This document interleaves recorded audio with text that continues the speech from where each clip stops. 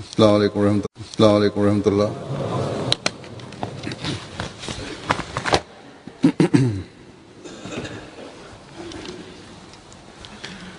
अशहदु अल्ला इलाहा इल्लल्लाह वहदहु ला शरीका लहु وأشهد أن محمدا عبده ورسوله أما بعد فأعوذ بالله من الشيطان الرجيم بسم الله الرحمن الرحيم الحمد لله رب العالمين الرحمن الرحيم مالك يوم الدين إياك نعبد وإياك نستعين اهدنا الصراط المستقيم صراط الذين أنعمت عليهم غير المغضوب عليهم ولا الضالين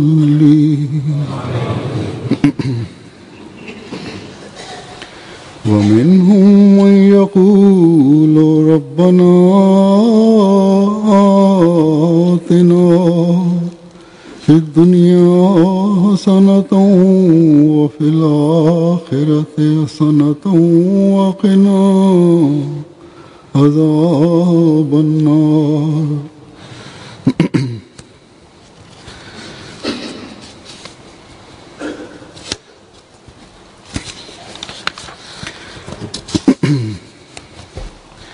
لا يكلف الله نفسا إلا وسعها لها ما كسبت وعليها ما اكتسبت ربنا لا تؤاخذنا إن نسينا وأخطأنا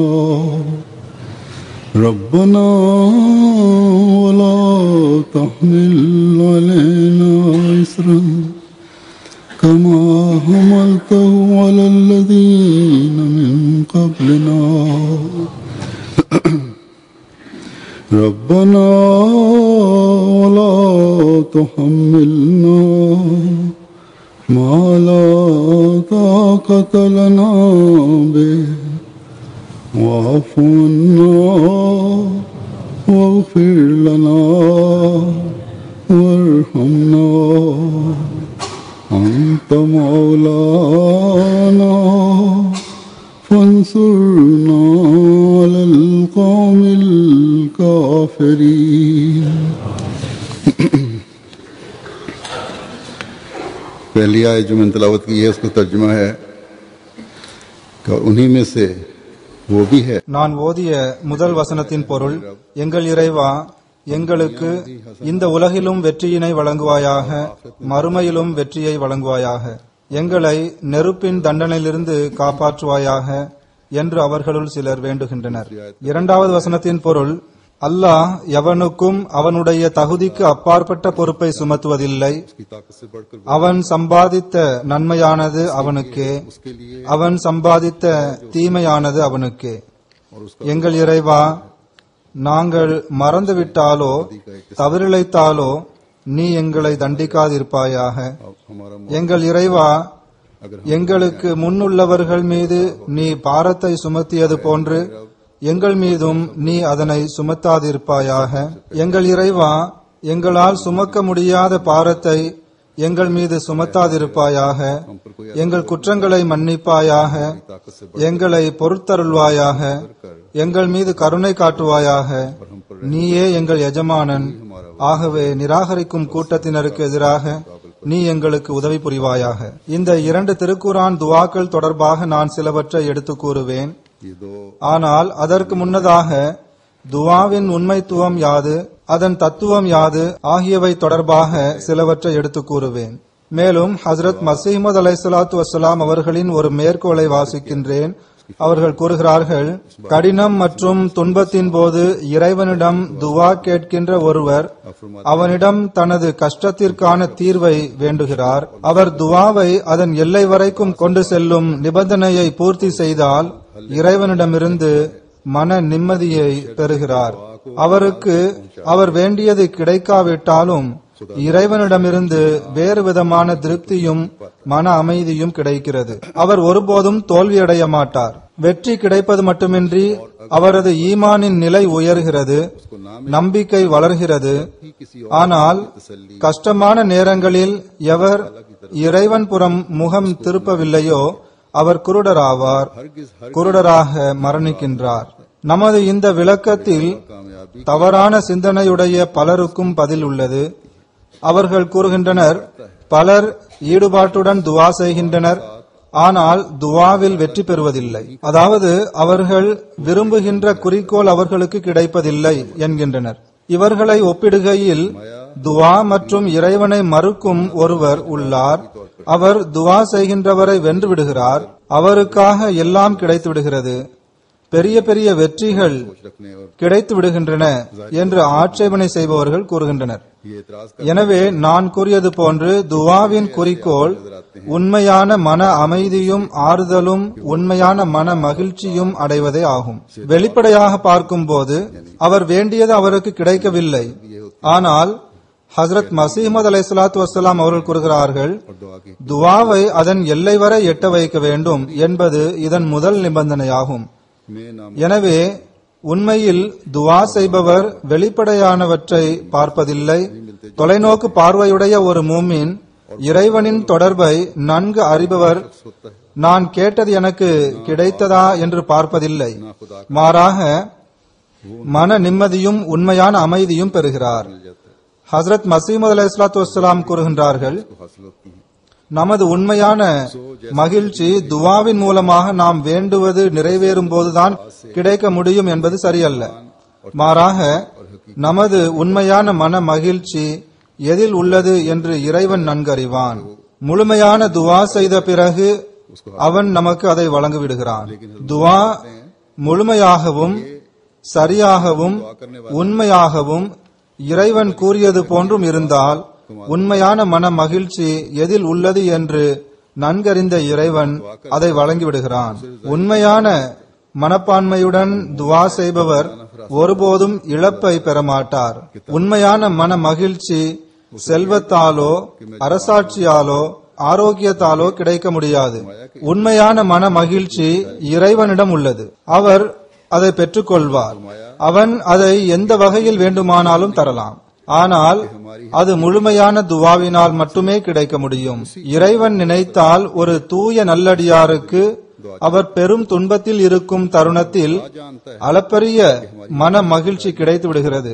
அந்த மன மகிழ்ச்சியானது ஒரு அரசனுக்கு அவன் அரியணையில் இருக்கும் போது கூட கிடைப்பதில்லை. ஆகவே இதற்கு பெயரே உண்மையான வெற்றியாகும். இது இறுதியில் துவா செய்பவருக்கு கிடைத்து விடுகிறது. துவா செய்பவருக்கு கிடைக்கும் மன மகிழ்ச்சியானது துன்பத்தின் போது கிடைக்கிறது. அப்படிப்பட்ட மன மகிழ்ச்சி ஒரு அரசனுக்கு கூட கிடைக்க முடியாது என்று கூறுகிறார்கள். இதுவே துவாவின் உண்மைத்துவமாகும். இதுவே இதன் சுருக்கமான தத்துவமாகும். இதுவே ஒரு உண்மையான மூமினுடைய சிந்தனையாகும். இவ்வாறே இருக்கவும் வேண்டும். நாம் இதை எப்போதும் கவனத்தில் கொள்ள வேண்டும். ஹசரத் மசீமது அலைஹிஸ்ஸலாத்து வஸ்ஸலாம் கூறியது போன்று துவா ஏற்றுக்கொள்ளப்பட வேண்டும் என்றால் துவாவை அதன் எல்லை வரை கொண்டு செல்ல வேண்டும். இந்த நிலையை அடைந்ததும் இறைவனிடம் மனிதன் வேண்டும் துவா ஏற்றுக்கொள்ளப்படுகிறது. அது ஏற்றுக்கொள்ளப்படுவதற்கான அடையாளம் வெளிப்படுகிறது, அல்லது மனதிற்கு நிம்மதி கிடைக்கிறது. எந்த துன்பம் நீங்க வேண்டுமென்று துவா வேண்டினானோ அது நீங்கிவிடுகிறது. ஒரு குறிப்பிட்ட திருப்தி ஏற்படுகிறது. இனி எது அல்லாஹ்வின் பார்வையில் எனக்கு சிறந்ததாக இருக்குமோ அது வெளிப்படும். ஒரு உண்மையான மூமினிடம் இருக்கின்ற சிந்தனை இதுவாகும். அல்லாஹ் இந்த தரத்தை அடையும் நல்வாய்ப்பை நம் அனைவருக்கும் நல்குவானாக. இந்த நல்வாய்ப்பும் இறைவனின் அருளால் தான் கிடைக்க முடியும். எனவே இது கிடைப்பதற்கும் துவா செய்ய வேண்டும். இப்போது நான் திருக்குரானின் 2 துவாக்களின் பால் கவனமூட்ட விரும்புகின்றேன். இந்த துவாக்களை நாம் ஓதுகிறோம், நிறைய பேர் தெரிந்துள்ளோம். அதில் ஒன்று ரப்பனா ஆத்தினா ஃபித்துன்யா ஹசனத்தம் வஃபில் ஆஹிரத்தி ஹசனத்தம் வகீனா அஸாபன்னார் என்ற துவாவாகும். அதாவது, எங்கள் இறைவா, எங்களுக்கு இவ்வுலகிலும் வெற்றியை வழங்குவாயாக, மறு உலகிலும் வெற்றியை வழங்குவாயாக. இந்த துவாவை ஹஜ்ரத் ரசூலுல்லாஹி ஸல்லல்லாஹு அலைஹி வஸல்லம் அவர்களும் குறிப்பாக ஓதி வந்தார்கள். சஹாபாக்களுக்கும் இதை ஓதுவதன் பக்கம் கவனமூட்டினார்கள். எனவே சஹாபாக்களும் இதை கவனமாக ஓதி வந்தனர். ஹஜ்ரத் மசீமது அலைஹிஸ்ஸலாத்து வஸ்ஸலாம் அவர்களும் ஒரு காலத்தில் ஜமாத் மக்களுக்கு இதன் பக்கம் கவனமூட்டினார்கள். குறிப்பாக ஒவ்வொரு தொழுகையின் கடைசி ரக்காத்திலும் ருக்குவிற்கு பிறகு நிற்கும் நிலையில் இந்த துவாவை ஓத வேண்டும் என்று கவனமூட்டினார்கள். ஹஜ்ரத் 2வது கலிஃபத்துல் மஸீஹ் அவர்களும் குறிப்பாக இந்த துவாவின் பால் கவனமூட்டினார்கள்.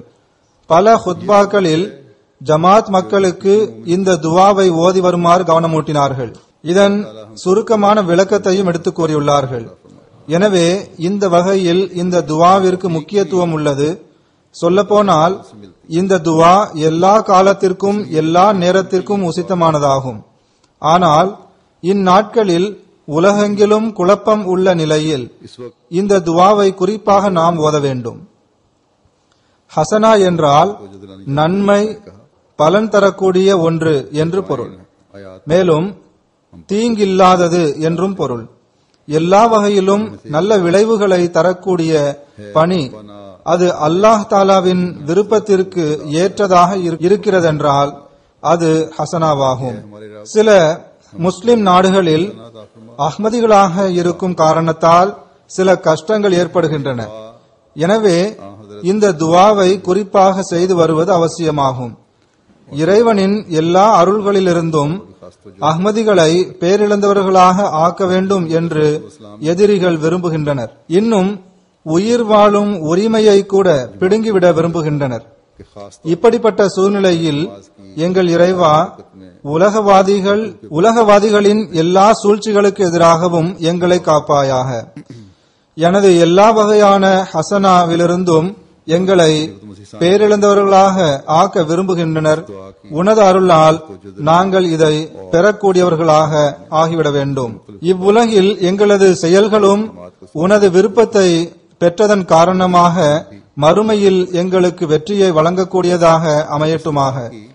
நாங்கள் இவ்வுலகில் புரிகின்ற ஒவ்வொரு செயலும் உனது விருப்பத்தை பெறக்கூடியதாக விளங்கட்டுமாக. எதிரி எங்களது வியாபாரத்தில் இழப்பை ஏற்படுத்த விரும்புகின்றான். எதிரியின் எல்லா தீய திட்டங்களும் தோல்வியடையும்படி எங்களுக்கு ஹசனாவை வழங்குவாயாக. எங்களை ஈமானிலிருந்து விலக்குவதற்காக அவர்கள் எங்களது ரிஸ்கில் இழப்பை ஏற்படுத்த முயற்சி செய்கின்றனர். எனவே நீ முன்பை விட அதிகமாக தூய மற்றும் ஹலாலான ரிஸ்கை எங்களுக்கு வழங்குவாயாக. எங்களுடைய அண்டை அயலார் எங்களுக்கு துன்பம் தருபவர்களாக இருக்க வேண்டாம். எங்களது ஊர்வாசிகள் எங்களுக்கு துன்பத்தை தருபவர்களாக இருக்க வேண்டாம். எங்களது நகரத்தை எங்களுக்காக ஹசனாவாக ஆக்குவாயாக. எங்கள் நாட்டை எங்களுக்காக ஹசனாவாக ஆக்குவாயாக. எங்களுக்கு எதிராக தீய செயல்களில் ஈடுபடுகின்றவர்களின் தீங்குகள் அவர்களின் பக்கமே திரும்பட்டுமாக. எங்களது தலைவர்களை கருணை கொண்டவர்களாக ஆக்குவாயாக. இறை அச்சத்தை மேற்கொண்டு நடப்பவர்களாக இருப்பார்களாக. நீதியுடன் நடப்பவர்களாக இருப்பார்களாக. இன்று முஸ்லிம் நாடுகளில் பல இடங்களில் நாம் பார்க்கிறோம், அரசாங்க தலைவர்கள் மக்களுக்கு ஒரு தண்டனையாக ஆகிக் கொண்டிருக்கிறார்கள். தமக்கு கீழ் உள்ளவர்களின் உரிமையை பேணுபவர்களாக இருப்பார்களாக. தற்போதைய தலைவர் உனது பார்வையில் சீர்திருத்தம் பெற தகுதியற்றவர் என்றால் இந்த சிறப்பு அம்சங்களை கொண்டவரை நீ எங்களுக்கு தலைவராக ஆக்குவாயாக. இதனால் அவர்களின் மூலமாக எங்களுக்கு கிடைக்க உள்ள உலக காரியங்கள் எங்களுக்கு ஹசனாவாக ஆகட்டுமாக. ஒவ்வொரு பலனும் मंसूबे नाकाम உனது விருப்பத்தை பெற்றுத்தரக்கூடியதாக இருக்கட்டுமாக. ईमान से நண்பர்கள் எங்களுக்கு நல்லதை நாடுபவர்களாக இருப்பார்களாக, नुकसान पहुंचाने அன்பு செலுத்துபவர்களாக இருப்பார்களாக, के तरीक से துன்பத்தின் தருணத்தில் உதவுபவர்களாக இருப்பார்களாக, बढ़कर நன்மைக்கு நன்மையை கொண்டே பதில் தருபவர்களாக இருக்கட்டுமாக. हमें हासिल हो. ஹசரத் முஸ்லிமோத் ரஜில்லாஹு அன்ஹு அவர்கள் இது தொடர்பாக மிகவும் விளக்கமாக எழுதியுள்ளார்கள்.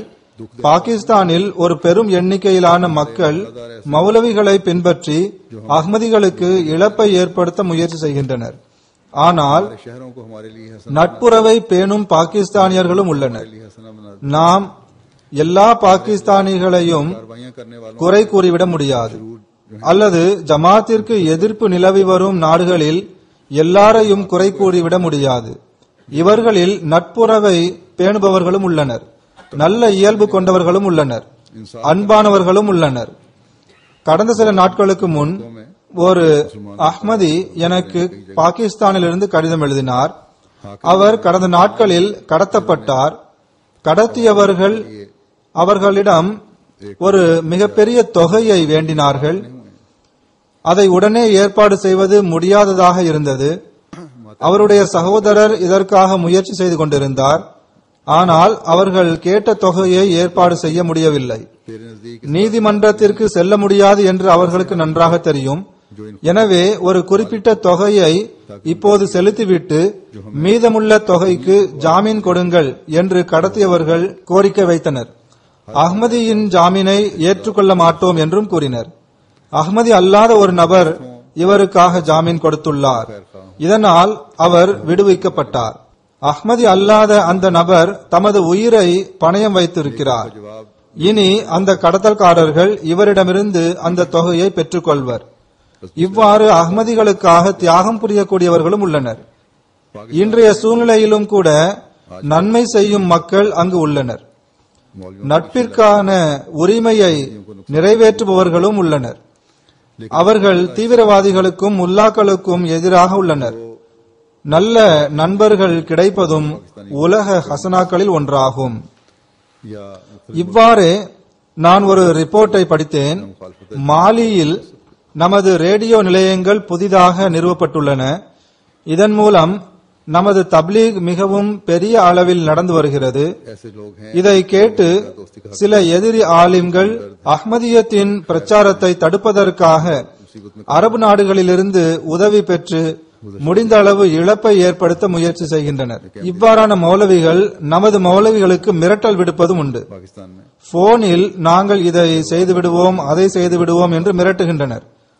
இவர்கள் காபிர்களாவர், எனவே இவர்கள் கூறுவதை கேட்காதீர்கள் என்று மக்களிடம் நமக்கு எதிராக தவறான பிரச்சாரம் செய்து வருகின்றனர். और சிலர் இதில் வரம்பு மீறி விடுகின்றனர். जितनी रकम वो அங்கு இவ்வாறான ஒரு சூழ்நிலை ஏற்பட்டது. इंतजाम नहीं எதிர்ப்பு எல்லை மீறி இருந்தது. उनको पता है அங்கிருந்த சில நல்லவர்களுக்கு, செல்வாக்கு உடையவர்களுக்கு தெரிய வந்ததும் அவர்கள் நமது முபல்லிக்கு தொடர்பு கொண்டு கவலைப்பட வேண்டாம், और जमानत வேலை செய்து கொண்டே செல்லுங்கள், நீங்கள் போதிப்பதுதான் உண்மையான இஸ்லாம், அதை நீங்கள் பரப்புங்கள், யாரும் உங்களை தடுக்க முடியாது என்று செய்தி அனுப்பினர். இவ்வாறு நல்ல நண்பர்களை அல்லாஹ் தாலா நமக்கு வழங்கிக் கொண்டே செல்கின்றான். जिंदगी को दाव पर அவர்கள் அஹ்மதிகள் இல்லை எனினும் அஹ்மதியத்தை பரப்புவதில் அவர்களுக்குரிய பங்கை ஆற்றுகின்றனர். இதுவும் ஒரு ஹசனாவாகும். तो ऐसे ஆக ஹசனா என்பதன் கருத்தை எவ்வளவு விரிவுபடுத்தினாலும் அது விரிவடைந்து கொண்டே செல்லும். இவ்வுலக வாழ்வின் எல்லா நிலையிலும் அல்லாஹ்வின் அருளை எவ்வளவு அதிகமாக வேண்டினாலும் அவை அனைத்தும் ஹசனாவாகும். தனிப்பட்ட வாழ்க்கையில் நல்ல மனைவி கிடைப்பதும், நல்ல கணவன் கிடைப்பதும், நல்ல சந்ததிகள் கிடைப்பதும், நோயிலிருந்து பாதுகாப்பு பெற்ற வாழ்க்கையை பெறுவதும் ஆகிய அனைத்திலும் அல்லாஹ்வின் பார்வையில் எது சிறந்ததாக இருக்குமோ அவை யாவும் ஹசனாவாகும். இதுவே ஒரு மூமினின் விருப்பமாகும். रेडियो स्टेशन அவருக்கு தேவையான அனைத்தையும் அல்லாஹ் வழங்க வேண்டும் என்பதே அவருடைய விருப்பமாகும். बड़े वसी पैमाने पर அது எல்லா வகையிலும் சிறந்ததாக இருக்க வேண்டும். ஏனென்றால் மறைவானதை பற்றிய முழுமையான ஞானம் அல்லாஹ்வுக்கு மட்டுமே இருக்கிறது. எனவே நமக்கு அக மற்றும் புற நிலையில் எது சிறந்தது என்று அவனுக்கே நன்றாக தெரியும். நாம் ஏதாவது ஒன்றை தேர்ந்தெடுப்பதில் தவறிழைத்து விடலாம். ஆனால் இறைவன் எந்த ஒரு விஷயத்திலும் தவறிழைப்பதில்லை. வெளிப்படையாக நாம் ஒருவரை நல்ல நண்பன் என்று கருதுகிறோம், ஆனால் அவரே இழப்பை ஏற்படுத்துபவராக ஆகிவிடுகின்றார். பலமுறை இவ்வாறு நிகழ்கிறது. மக்கள் நண்பன் மீது நம்பிக்கை வைத்தவாறு வியாபாரத்தில் சேர்க்கின்றார்கள், ஆனால் அவர் இழப்பை ஏற்படுத்தி விடுகின்றார். நாம் ஒருவரை தலைவராக்குகின்றோம், ஆனால் அவரே இழப்பை ஏற்படுத்துபவராகிவிடுகின்றார். ஜமாத் அளவிலான பிரச்சனைகள் தவிர நாம் அன்றாடம் வாழ்க்கையிலும் பார்க்கிறோம். சிலர் பேசும்போது அவர்களின் பேச்சு துன்பத்தை தரக்கூடியதாக இருக்கிறது. எனவே சரியான முறையில் ரப்பனா ஆத்தினா ஃபித் துன்யா ஹசனத்தன் என்ற துவாவை அல்லாஹ் தாலா ஏற்றுக்கொண்டால் பிறகு ஜமாத் ரீதியாகவும் தனிப்பட்ட முறையிலும் மனிதன் தப்பித்துக் கொள்ளலாம். தப்பிப்பது மட்டுமின்றி அல்லாஹ் தாலாவின் அருள் கொடைகளுக்கும் வாரிசாகலாம். அல்லாஹ் தாலாவின் விருப்பத்தை பெறுபவராகலாம். பிறகு அல்லாஹ் கூறுகின்றான், வஃபில் ஆகிரதி ஹசனா, அதாவது மறுமையிலும் நன்மையாக இருப்பவை அனைத்தையும் வழங்குவாயாக. அதாவது அங்கும் வெளிப்படையிலும் அந்தரங்கத்திலும் சிறந்ததை வழங்குவாயாக. ஹஜ்ரத் முஸ்லிம் மவ்ஊத் ரலியல்லாஹு அன்ஹு அவர்கள் இதை ஓரிடத்தில் இவ்வாறு விளக்குகிறார்கள். சிலர் மறுமையில் எல்லாமே நல்லதுதான் கிடைக்கும், எனவே மறுமைக்காக துவா செய்து இதை மட்டும் இறைவன் ஏற்றுக்கொண்டால் இவ்வுலகிலும் நன்மை கிடைத்துவிடும் என்று நினைக்கின்றனர். அங்கு அக மற்றும் புற அடிப்படையில் நன்மை என்பதன் பொருள் என்ன? இதை விளக்கியவாறு கூறுகிறார்கள். மறுமையில் அனைத்தும் நன்மைதான், ஆனால் மறுமையிலும் சில இருக்கின்றன, அவை அகத்தால் நன்மையாகும், வெளிப்படையால் அவை நல்லது அல்ல. உதாரணம் நரகம். நரகம் மனிதனின் சீர்திருத்தத்திற்கான வழியாகும் என்று திருக்குர்ஆன் கூறுகிறது. மறுமைக்காகவும் இறைவன் ஹசனா என்ற சொல்லை பயன்படுத்தியுள்ளான். எனவே இறைவா, எங்களது சீர்திருத்தம் நரகத்தில் வைத்து நடைபெற வேண்டாம், மாறாக உனது அருளால் நடைபெற வேண்டும். அகத்தால் நல்லதாக இருக்கக்கூடியதை மட்டுமே எங்களுக்கு தந்துவிடாதே. உதாரணத்திற்கு நரகம், இது அகத்தால் நல்லதாகும், இதனால் இறைவனின் நெருக்கம் கிடைக்கிறது. ஆனால் வெளிப்படையில் அது தீயது, ஏனென்றால் அது தண்டனையாகும். மறுமையில் ஹசனா என்பது சொர்க்கம் மட்டுமே ஆகும், அதன் அகமும் புறமும் நன்மையாகும். இங்கு ஒன்றை ஞாபகத்தில் வைத்துக் கொள்ள வேண்டும். இவ்வுலக ஹசனா மறுமையின் ஹசனாவுக்கு காரணமாக அமைகிறது.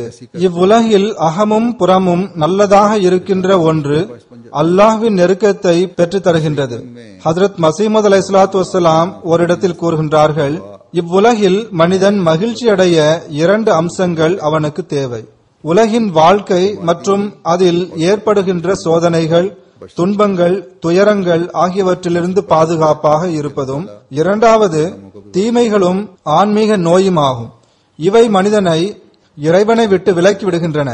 இவற்றிலிருந்து தப்பித்து விட்டால் உலகத்தின் ஹசனா என்பது ஆன்மீகமாகவும் பௌதிக முறையிலும் எல்லா தீய வாழ்க்கையிலிருந்தும் மனிதன் பாதுகாப்பு பெற வேண்டும்.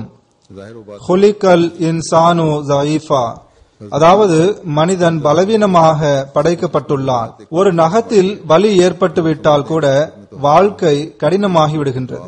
இவ்வாறு மனிதனின் வாழ்க்கை சீரழியும் போது, உதாரணத்திற்கு ஒழுக்கங்கெட்ட பெண்களின் கூட்டம், இவர்களது வாழ்க்கை எவ்வளவு இருளில் உள்ளது.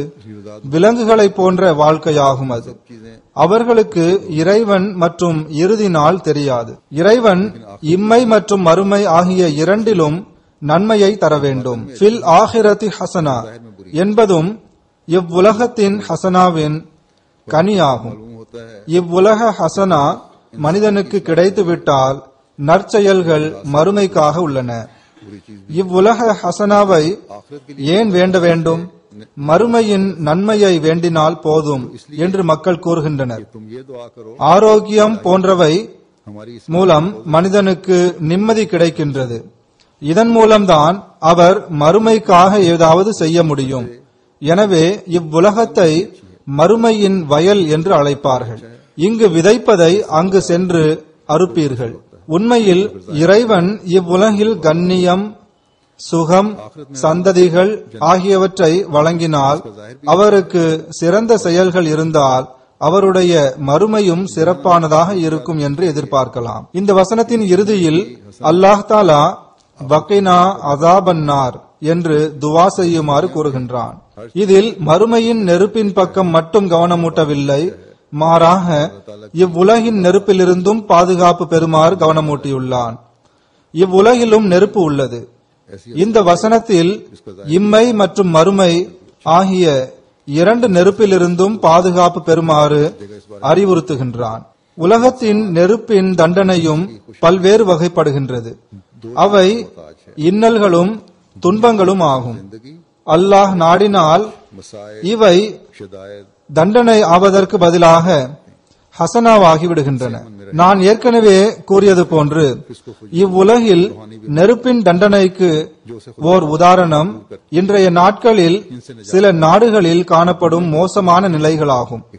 வீட்டில் உட்கார்ந்திருக்கும் போதே அல்லது கடை வீதியில் உலாவிக் கொண்டிருக்கும் போது எங்கிருந்து துப்பாக்கி தோட்டா வரும் அல்லது ஏதாவது குண்டு வெடிக்கும் என்று யாருக்கும் தெரியாது. எப்போது மனிதனை இரத்த கரையாக்கும் அல்லது அவனது உயிரை பறிக்கும் என்று யாருக்கும் தெரியாது.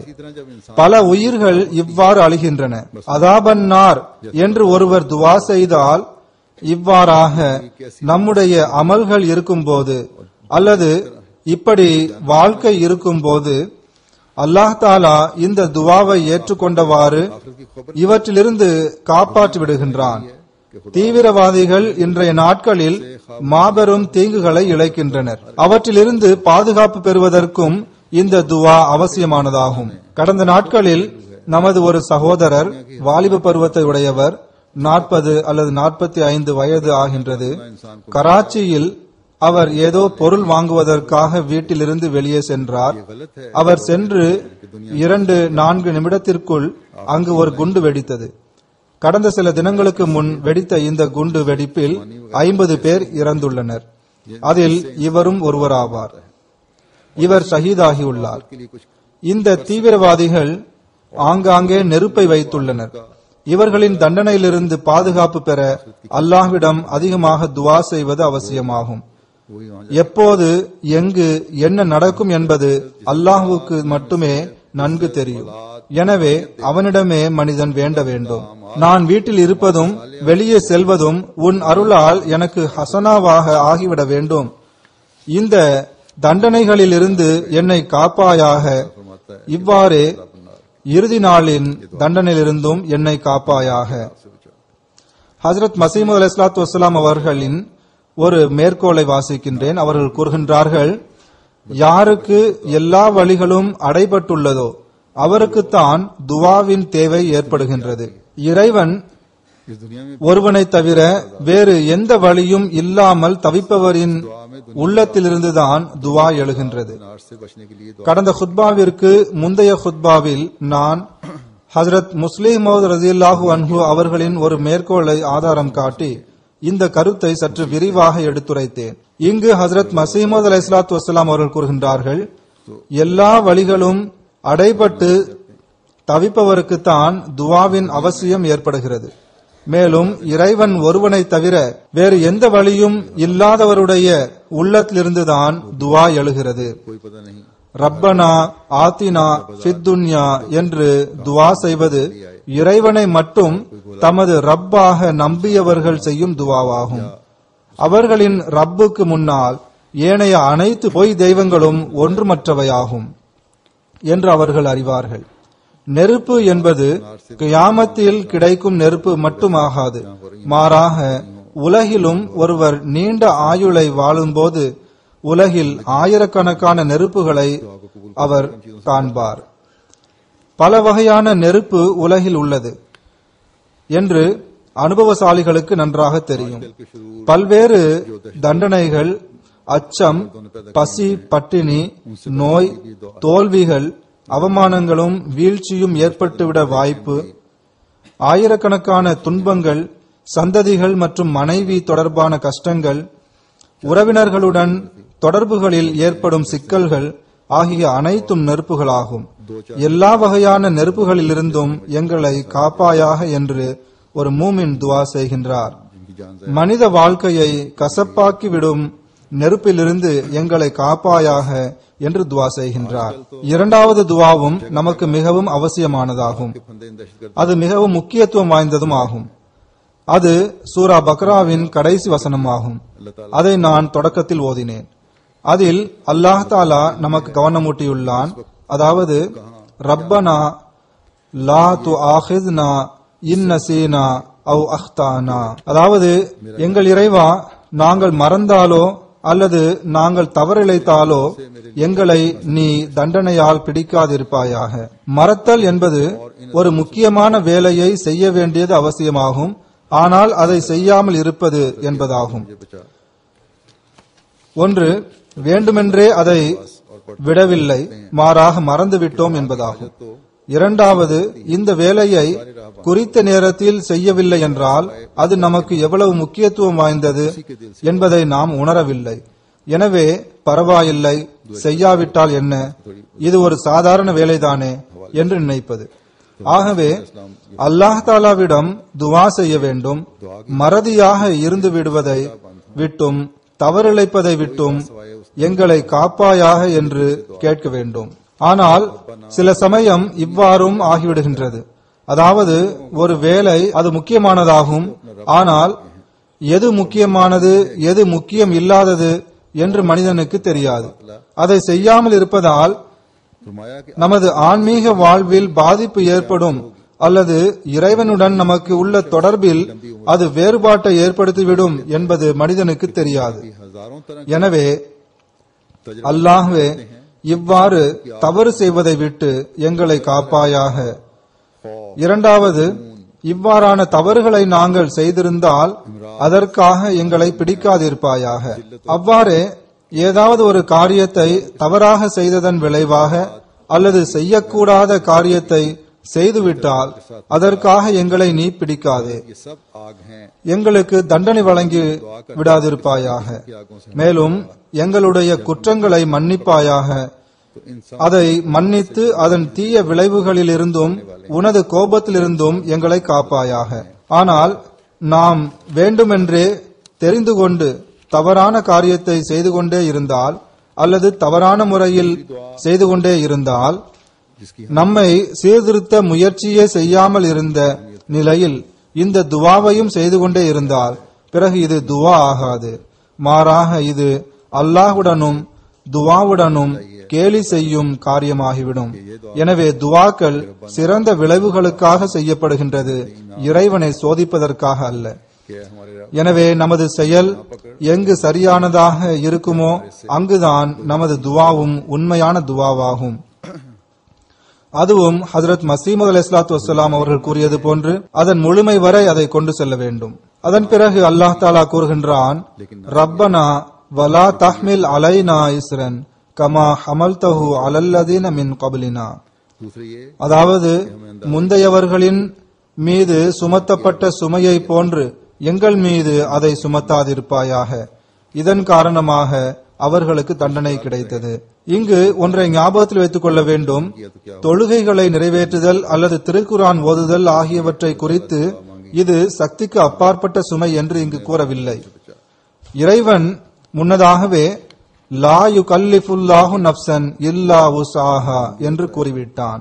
அதாவது, அல்லாஹ் தாலா தனது கட்டளைகளை மனிதனின் சக்திக்கு ஏற்ப வழங்குகிறான். இங்கு சுமையை சுமத்தாதிருப்பாயாக என்று கூறுகின்றான். இதன் பொருள், முந்தைய சமுதாயத்தினருக்கு சில குற்றங்களின் காரணமாக தண்டனைகள் வழங்கப்பட்டன. அந்த தண்டனைகள் எங்கள் மீதும் இறங்கிவிட வேண்டாம். முந்தைய மக்கள் செய்த அந்த தவறுகளை நாங்களும் செய்துவிடக் கூடாது. இதன் காரணமாக அவர்கள் அழிந்து விட்டார்கள். நாம் குற்றமும் செய்து கொண்டே இருக்கின்றோம்.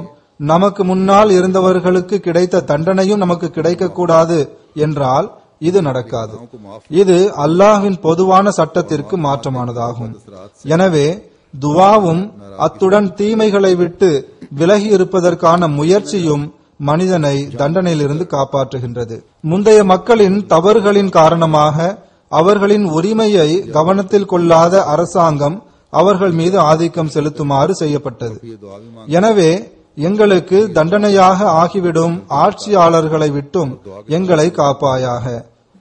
உனது கோபத்தின் காரணமாக இந்த தண்டனை எங்கள் மீது ஆதிக்கம் செலுத்துகிறது. இது கோபத்தின் காரணமாக என்றால் மிகவும் வேதனையுடன் துவா செய்வது அவசியமாகும். இது ஒரு சோதனை என்றால் இந்த சோதனையை எங்களுக்கு எளிதாக்குவாயாக என்று துவா செய்ய வேண்டும். பிறகு இந்த துவாவை கற்பிக்கின்றான். ரப்பனா வலா துஹம்மில்னா மாலா தாக்கத்தலனா பிஹி.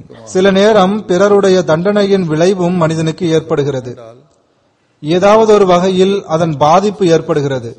எனவே இதிலிருந்து விலகுவதற்காக இந்த துவாவை கற்றுத்தருகின்றான். அதாவது பிறருடைய குற்றத்திற்கான தண்டனையின் பாதிப்புகளிலிருந்தும் எங்களை பாதுகாப்பாயாக. சண்டை மற்றும் போரில் அல்லது தீவிரவாத சண்டையில் குறிக்கோள் இன்றி சிலர் கொல்லப்படுகின்றனர். நான் ஏற்கனவே கூறினேன், அவர்கள் வேறு ஏதோ ஒரு குறிப்பிட்ட இன மக்களை கொல்ல விரும்பினார்கள். ஆனால் அங்கு சென்றவர்கள் எல்லாரும் இறந்துவிட்டனர். இதில் பாவமறியாத குழந்தைகளும் மரணமடைகின்றனர். ஹஜ்ரத் முஸ்லிமோத் ரலியல்லாஹு அன்ஹு கூறுகின்றார்கள், மாலா தாக்கத்தலனா பிஹி என்ற நிபந்தனை இங்கு வைக்கப்பட்டதன் காரணம் இங்கு கோபம் என்ற கருத்து இல்லை, மாறாக உலக துன்பங்கள் மற்றும் சோதனைகள் ஆகியவற்றை பற்றி கூறப்பட்டுள்ளது. இறைவனின் சிறிய கோபத்தை கூட தாங்கிக் கொள்ளவே முடியாது, ஆனால் சின்ன துன்பங்கள் பொறுத்துக் கொள்ளப்படும். எனவே ஆன்மீக தண்டனைக்காக இந்த துவா கூறப்பட்டுள்ளது. உனது எந்தவித கோபத்தையும் தாங்கிக் கொள்ளும் சக்தி எங்களுக்கு இல்லை, ஆனால் உலக துன்பங்கள் தொடர்பான கருத்துக்கள் வரும்போது சின்ன சின்ன சோதனைகள் வருவதில் எனக்கு ஆட்சேபனை இல்லை. நான் எப்போதுமே மலர்கள் தூவப்பட்ட மேடையிலேயே நடந்து செல்வேன் என்று கூறவில்லை. மனிதனை சோதிப்பதற்காக நான் அவனுக்கு சோதனைகள் வழங்குவேன் என்று இறைவன் கூறுகின்றான். எனவே உனது கோபத்திற்கு காரணமாக அல்லாமல் உலகில் பொதுவாக எனக்கு வருகின்ற சோதனைகள் தொடர்பாக நான் துவா செய்வது என்னவென்றால், அந்த சோதனைகள் எனது சக்திக்கு அப்பாற்பட்டதாக இல்லாமல் இருக்க வேண்டும். மூமின் சோதனைகளை விரும்புவதில்லை, ஆனால் நான் ஏற்கனவே கூறியது போன்று நான் மூமின்களை சோதிக்கின்றேன் என்று இறைவன் கூறியுள்ளான். எனவே சோதனைகளை எளிதாக்குவாயாக என்று துவா கற்றுத்தரப்பட்டுள்ளது. பிறகு இவ்வாறு துவா செய்யுங்கள் என்று கூறுகின்றான். வாஃபு அன்னா, எங்களை பொறுத்துக் கொள்வாயாக. தீய விளைவுகளை விட்டு என்னை காப்பாற்றுவாயாக. வாஃபு அன்னா, நான் செய்துவிட்ட தீய காரியங்களின் தீய விளைவுகளிலிருந்தும் அதன் பாதிப்புகளிலிருந்தும் என்னை காப்பாற்றுவாயாக. எனது தீய காரியங்களின் மீது திரையிடுவாயாக. நான் எந்த தவறான காரியமும் செய்யாததை போன்று ஆக்கிவிடுவாயாக. அஃபு என்பதன் பொருள் கருணையும் ஆகும். மனிதன் ஏதாவது ஒன்றை கைவிட்டு விட்டால் அது திரும்பவும் கிடைப்பதுதான் அதற்கான நிவர்த்தியாகும். எனவே வாஃபு அன்னா என்பதில் செய்யாமல் விட்ட காரியங்களை நீ உனது கருணையாலும் அருளாலும் நிவர்த்தி செய்வாயாக.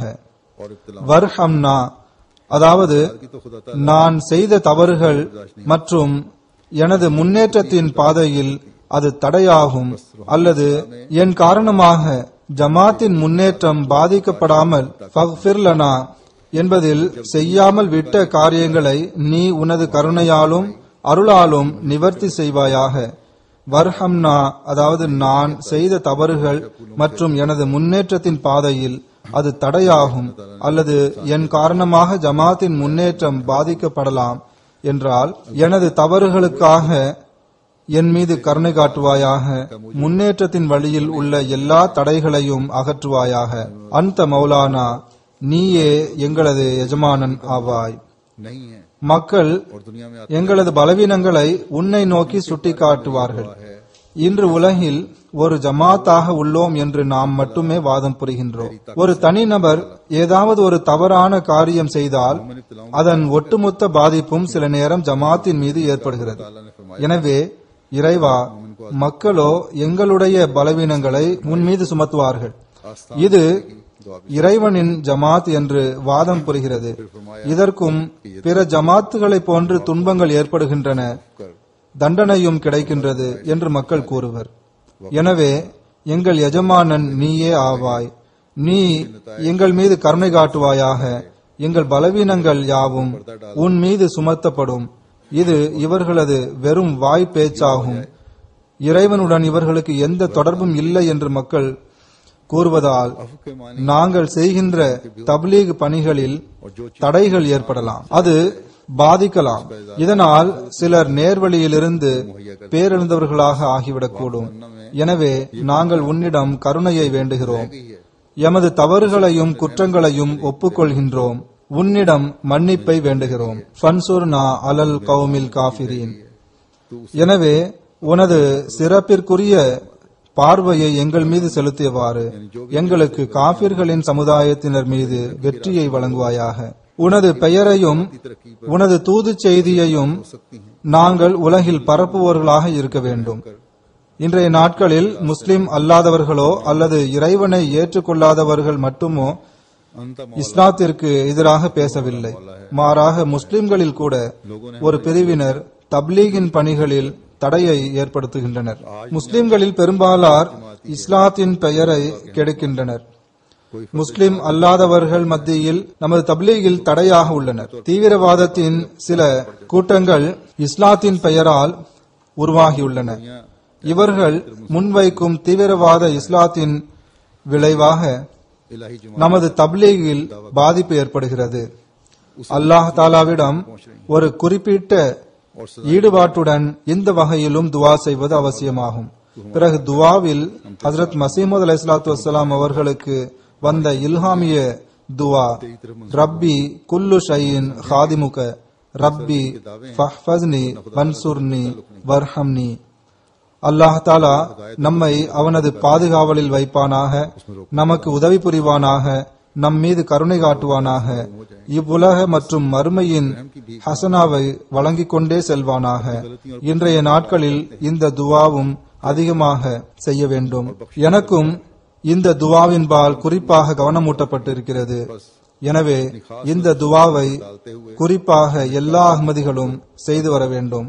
அல்லாஹ் தாலா ஒவ்வொரு அஹ்மதியையும் ஒவ்வொரு தீங்கிலிருந்தும் காப்பானாக. ஆன்மீக மற்றும் பௌதீக ஹசனாக்களை நமக்கு வழங்குவானாக. நன்மைகளில் நிலைத்திருக்க செய்வானாக. தடுமாற்றங்களையும் பாவங்களையும் மன்னிப்பானாக. வருங்காலத்தில் இவற்றிலிருந்து எப்போதும் நம்மை காப்பானாக.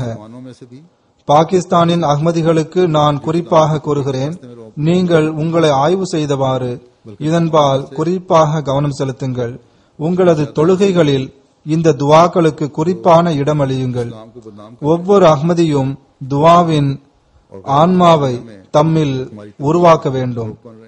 ஹஜ்ரத் மசீமது அலைஹிஸ்ஸலாத்து வஸ்ஸலாம் அவர்கள் கூறியதற்கிணங்க துவாவை அதன் எல்லை வரை கொண்டு செல்ல வேண்டும். அல்லாஹ் தாலா நமக்கு இதற்கான தௌஃபீக்கை நல்குவானாக. நான் ஏற்கனவே குறிப்பிட்டேன், கராச்சியில் ஒரு குண்டுவெடிப்பில் ஒரு அஹ்மதி ஷஹீதாகியுள்ளார்.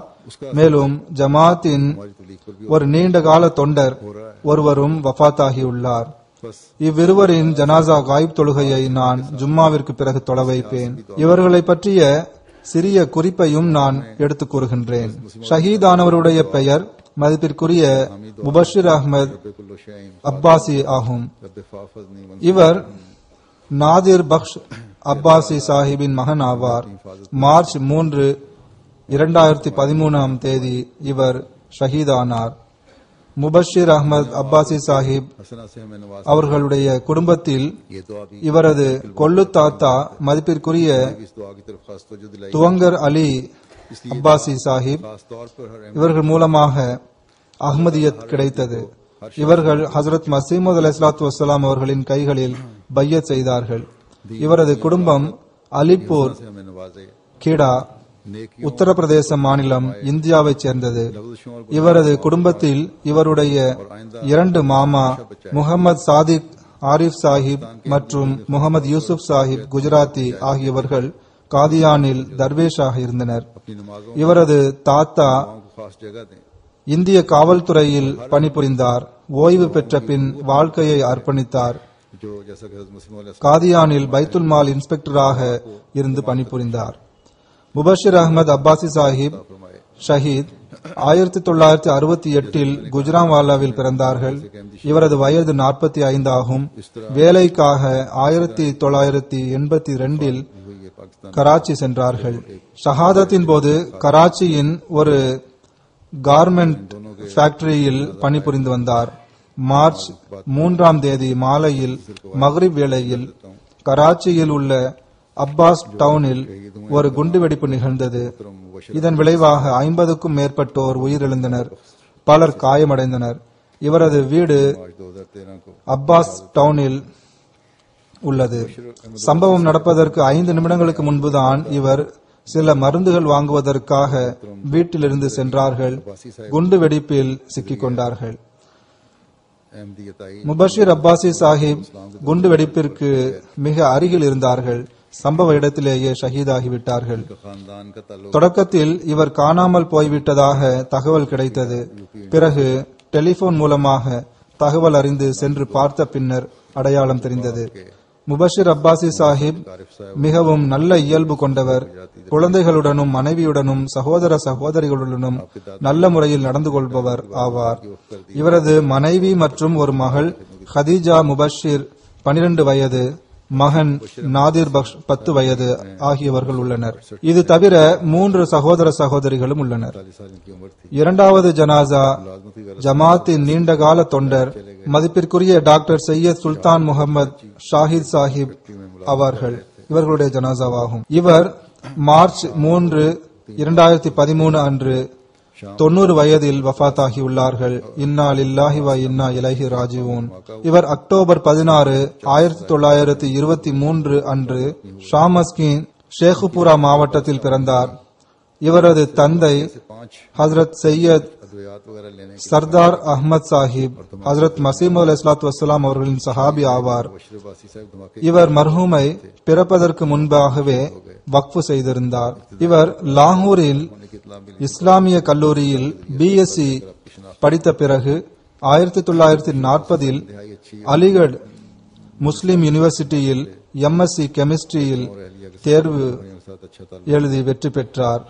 எம்எஸ்சி முடித்த பிறகு ஹசரத் முஸ்லிம் மௌத் ரலியல்லாஹு அன்ஹு அவர்களிடம் சென்றார்கள். ஹசரத் முஸ்லிம் மௌத் அவர்கள் கெமிஸ்ட்ரியின் லெக்சரராக காதியானின் தாலிமுல் இஸ்லாம் கல்லூரியில் நியமித்தார்கள். இவர் கல்லூரியின் தொடக்க கால ஆசிரியர்களுள் ஒருவராவார் என்ற பெருமையும் இவருக்கு உண்டு. ஹிஜ்ரத்திற்கு பிறகு இவர் லாகூரில் பிடிஐ கல்லூரியில் கற்பித்து வந்தார். 1956 இவர் லண்டன் வந்தார். 1958 யூனிவர்சிட்டி ஆஃப் லண்டனில் ஆர்கானிக் கெமிஸ்ட்ரியில் PhD பட்டம் பெற்றார். ரப்வாவிற்கு திரும்பி வந்ததும் டிஐ காலேஜ் ரப்வாவில் 1963 வரை கெமிஸ்ட்ரி பாடம் கற்பித்து வந்தார். 1963 இவர் மீண்டும் லண்டனுக்கு வந்தார். 1964 லண்டன் யூனிவர்சிட்டியில் போஸ்ட் டாக்டரேட் முடித்தார். ராயல் இன்ஸ்டிடியூட் ஆஃப் கெமிக்கல் சொசைட்டியில் உறுப்பினரானார். 1964 முதல் 68 வரை தாலிமுல் இஸ்லாம் காலேஜ் ரப்வாவில் professor, head of chemistry department மற்றும் சில காலத்திற்காக பிரின்சிபல் ஆகவும் பணிபுரிந்தார். 1972 காலேஜையும் ஜமாத்தின் கல்வி நிறுவனத்தையும் அரசாங்கம் வலுக்கட்டாயமாக நம்மிடமிருந்து ஆக்கிரமித்துக் கொண்ட பிறகு இவரை ராவல்பிண்டியின் கோல்டன் காலேஜுக்கு பணிமாற்றம் செய்துவிட்டார்கள். பிறகு இதர கல்லூரிகளிலும் இவர் பிரின்சிபலாக இருந்தார். 1968 இவர் ஓய்வு பெற்றார். இதன் பிறகு இவர் ரப்வாவின் கல்வி நிறுவனத்தின் தரத்தை பார்த்து இவர் தம் சார்பாக பிரைமரி ஸ்கூல் மற்றும் நர்சரி ஸ்கூல் மற்றும் ஹை ஸ்கூல் ஆகியவற்றை ஆரம்பித்தார். ஜமாத் ஸ்கூல் அங்கு மீண்டும் திறக்கப்படும் வரை இந்த பள்ளிக்கூடம் சிறந்த முறையில் பணியாற்றி வந்தது. பிள்ளைகளையும் நன்கு கவனித்து வந்தது. டாக்டர் சாஹிப் மிகவும் எளிமையான மற்றும் கருணையுள்ளம் கொண்டவராவார். தேவையுடையவர்களுக்கு ஆதரவளிப்பவராவார்.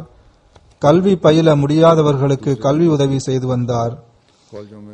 எல்லாருடனும் மிகவும் அன்பாகவும் நேசத்துடனும் நடந்து வந்தார். தூய்மையான மனப்பான்மையுடன் ஆலோசனை கூறுபவராவார். ஆலோசனை கூறும் திறன் கொண்டவராக இருந்தார். ஹஜ்ரத் மூன்றாவது கலிஃபத்துல் மசீஹ் அவர்களுடைய காலத்தில் ஜாமியா நுஸ்ரத் காலேஜ் ரப்வாவில் சயின்ஸ் பிளாக் ஒன்றை இவர் ஆரம்பித்தார். பாகிஸ்தான் உருவான பின்பு இவர் லாகூரின் செக்ரட்டரி இஸ்லாவ இர்ஷாதாக பொறுப்பு வகித்து வந்தார். 1956 முதல் 58 வரை இவர் லண்டனில் மஜ்லிஸ் குத்தாமுல் அஹ்மதியாவின் காயிதாகவும் இருந்தார்கள். அப்போது லண்டன் ஜமாத்தின் செக்ரட்டரி மாலாகவும் தம்முடைய கடமையை செய்து வந்தார். ஹிலாஃபத்துடன் இவருக்கு மிகவும் நெருங்கிய ஆழமான தொடர்பு இருந்தது. இவருக்கு 2 மகள்களும் 2 மகன்களும் இருக்கின்றனர். இவர் மிகவும் எளிய முறையில் கற்றுக் கொடுப்பவராவார். நானும் சில நாட்கள் இவரிடம் படித்திருக்கின்றேன். இவர் மாணவர்களை நண்பர்களாக்கி கற்றுக் கொடுப்பார். மிகவும் எளியவர். முஜீப் அஸ்கர் சாஹிப் இவரை பற்றி எழுதுகிறார். ஒருமுறை லங்கர்கானா பாகிஸ்தானில் டியூட்டி கொடுத்து கொண்டிருந்தோம். அப்போது இவர் லங்கர்கானாவுக்கு வந்தார்கள். இவரிடம் சில விருந்தாளிகள் வந்திருந்தனர். அவர்களுக்காக ரொட்டி வாங்க வந்தார்கள். ரொட்டி மிகவும் சூடாக இருந்தது. எனவே துணி கொடுங்கள், நான் துணியில் இந்த ரொட்டிகளை வைக்கட்டும் என்று இவரிடம் துணி கேட்டேன். அதற்கு அவர், நான் துணி கொண்டு வரவில்லையே. ஷல்வார் கமீஸ் புதிதாக அணிந்திருந்தார். தனது கமீஸின் துணியை காட்டி இதில் போடுங்கள் என்று கூறினார். இவ்வாறு ரொட்டியை கொண்டு சென்றார். நான் ரொட்டியை இப்படி எடுத்துக்கொண்டு போகின்றேனே என்று அவர் அதற்காக கூச்சப்படவில்லை. ஏனென்றால் ஹசரத் மசீமது அலைஹிஸ்ஸலாத்து வஸ்ஸலாம் அவர்களின் விருந்தினருக்கு அவர் கொண்டு போய் கொண்டிருந்தார். இந்த வகையில் அவர் மிகவும் எளியவராக இருந்தார். அல்லாஹ் தாலா இவருடைய பதவிகளை உயர்த்துவானாக, மன்னிப்பானாக. இவ்வாறு ஷஹீதின் தர்ஜாக்களையும் இறைவன் உயர்த்துவானாக. இவர்களின் குழந்தைகளுக்கு பொறுமை மற்றும் மன தைரியத்தை வழங்குவானாக. அல்ஹம்துலில்லாஹ் நஹ்மதுஹு வ நஸ்தஈனுஹு வ நஸ்தக்ஃபிருஹு வ நுமினு பிஹி வ நதவக்கலு அலைஹி வ நஊது பில்லாஹி மின் ஷுரூரி அன்ஃபுஸினா ومن سيئات أعمالنا من يهده الله فلا مضل له ومن يضلل فلا هادي له ونشهد أن لا إله إلا الله ونشهد أن محمدا عبده ورسوله عباد الله رحمكم الله إن الله يأمر بالعدل والإحسان وإيتاء ذي القربى وينهى عن الفحشاء والمنكر والبغي يعظكم لعلكم تذكرون اذكروا الله يذكركم وادعوه يستجب لكم ولذكر الله أكبر.